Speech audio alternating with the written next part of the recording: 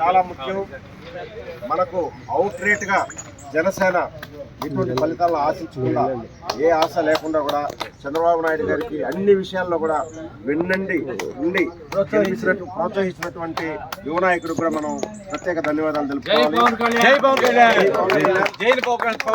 ఇలాగే ఎన్డీఏ ప్రభుత్వము ఎప్పటికీ కలకాలం చిరకాలం దేశంలో ఉండాలని అందరి ఆకాంక్ష. మీరు ఒక మాట చెప్పలేదు, బాబు గారి గొప్పతనం ఏంటంటే పవన్ గారు శివరామకృష్ణ గారు మాట్లాడతారు.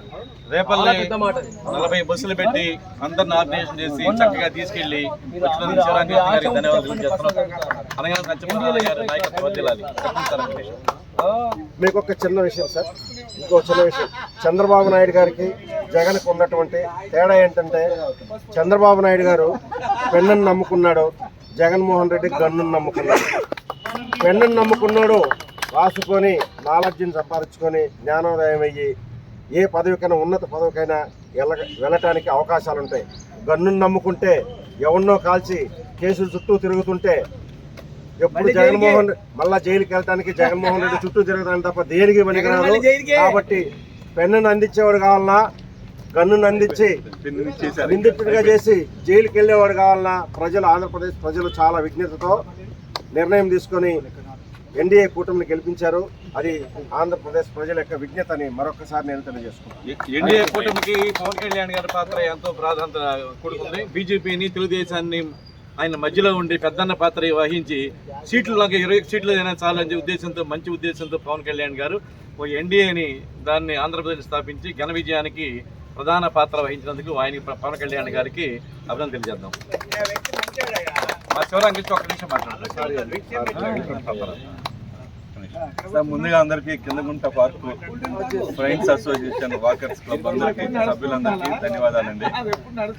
ఇవాళ 2024లో ఎన్డీఏ కూటమి, సెంట్రల్లో ఎన్డీఏే కూటమి, స్టేట్లో కూడా ఎన్డీఏ కూటమి ఫుల్ మెజార్టీతో రావడంతో అక్కడ మోడీ గారు 3వ ప్రమాణ స్వీకారం చేస్తున్నారు.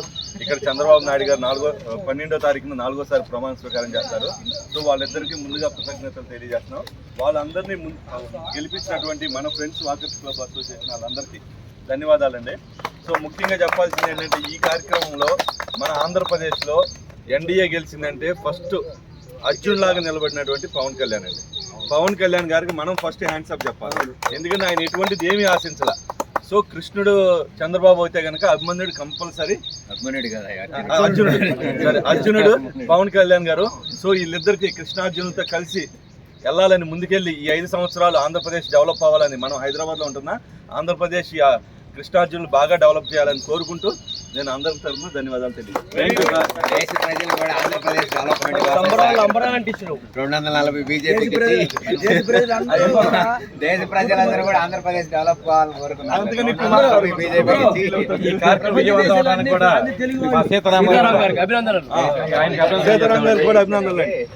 అభినందనలు. మా మోడీ గారి దేవల్ల ఆంధ్రప్రదేశ్ అద్భుతంగా ముందుకు పోతుంది. ఖచ్చితంగా ఎన్డీఏ కన్వీనర్ వాళ్ళ ముందే గెలుచుకోవాలి. ఎప్పుడు ఏ మాట చెప్పినా కూడా మా సీతారాము నా మాట తూచి తప్పకుండా పాటిస్తూ ఉంటాడు. ఆయన ప్రత్యేక ధన్యవాదాలు.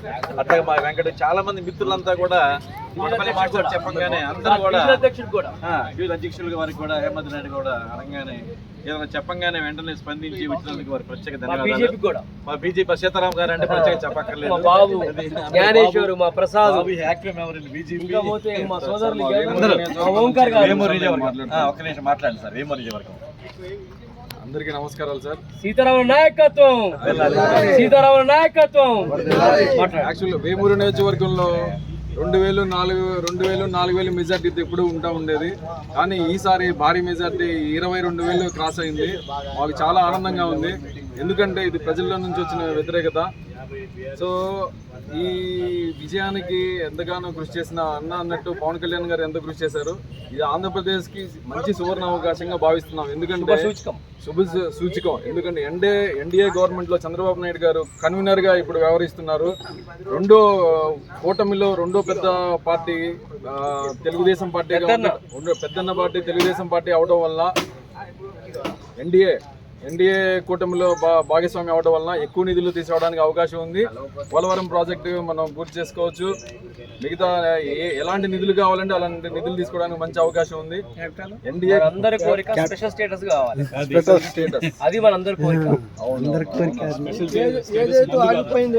అమరావతి క్యాపిటల్ ఆంధ్రప్రదేశ్ ఊపిరి చేతుల మీద కావాలో పెద్దవారి చేతుల మీద చంద్రబాబు నాయుడు గారి చేతుల మీద అవడానికి వస్తుంది. ఒక్క నిమిషం అందరూ కూడా ప్రెస్ అయినా మావాడు అరా ఇప్పుడు చేతులు తగ్గిన ఫోటో పెట్టి ఇప్పుడు ప్రెస్ పెడతాం. అన్ని పేపర్కి వెళ్ళిపోతాం. మళ్ళీ లేపిద్దాం అందరూ.